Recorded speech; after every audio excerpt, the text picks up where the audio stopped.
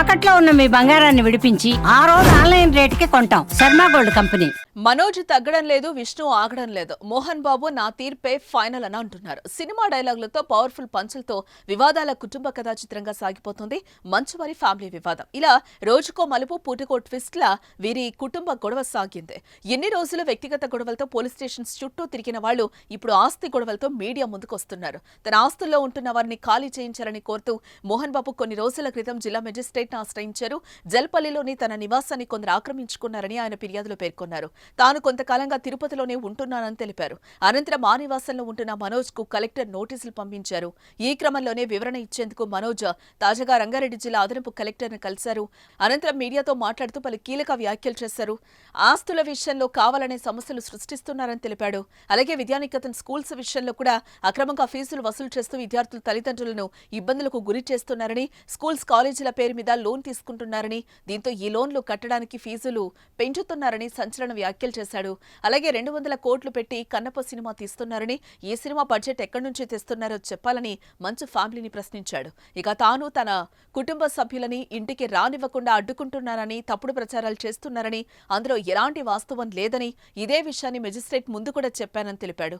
తమకు ఆస్తి తగాదాలు లేవని, మా విద్యాసంస్థల విద్యార్థులకు అన్యాయం జరుగుతోంది, విద్యార్థుల కోసమే నేను పోరాడుతున్నా, మా నాన్నను అడ్డం పెట్టుకుని మా అన్న ఆడుతున్న నాటకం, విద్యార్థులు నా కుటుంబం బంధువుల కోసమే నా పోరాటం, కుటుంబ సభ్యులందరూ కూర్చొని మాట్లాడుకుందామని రమ్మని ఎన్నోసార్లు పిలిచినా రావాలని చెప్పినా ఎవరూ రావడం లేదని వివరించాడు. జల్పల్లిలోని తన పాప ఇంట్లో ఉందని చెప్పినా పంపకపోవడంతోనే గొడవలు జరిగాయి. ఎన్ని కేసులు పెట్టినా తన పోరాటాన్ని కొనసాగిస్తా అని మంచు మనోజ్ ప్రకటించాడు. ఢిల్లీ, హైదరాబాద్ ఎక్కడికెళ్లినా కూడా తన పోరాటం కొనసాగుతుంది. చంద్రమండలానికి కూడా వెళ్లనివ్వండి, కానీ నా పోరాటం కొనసాగుతుంది. న్యాయం దక్కే వరకు నా పోరాటం ఆగదు అని మనోజ్ స్పష్టం చేశాడు. అయితే నిన్న మొన్నటి వరకు చల్లారిందనుకున్న మంచువారి వివాదం మళ్లీ బగ్గుమంది. మరి ఈ గొడవలకు ఎప్పుడు ఫుల్ స్టాప్ పడుతుందో చూడ. ఒక స్థానంలో పనిచేసుకుంటూ ఒక మీడియా సంస్థని చూసుకునే అతను పిల్లలు ఎడ్యుకేషన్ ఎలా చూసుకోగలుగుతాడు, పిల్లల సమస్య ఎలా తెలుస్తుంది.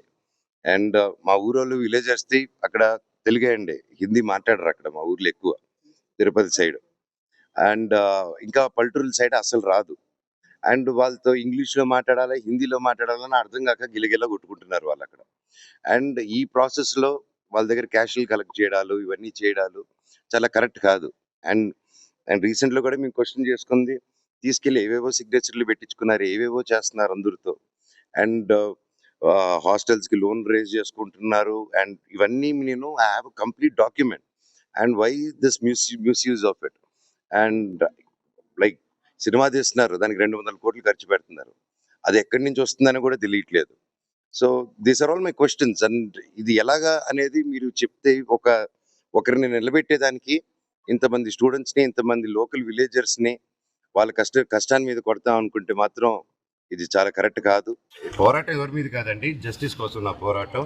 అండ్ దీనికి కూడా ఈ వాట్ ఎవర్ మీరు అడిగిన క్వశ్చన్ కూడా వాట్ ఎవర్ కలెక్టర్ గారి డిసైడ్స్ విల్ ఫాలో దట్.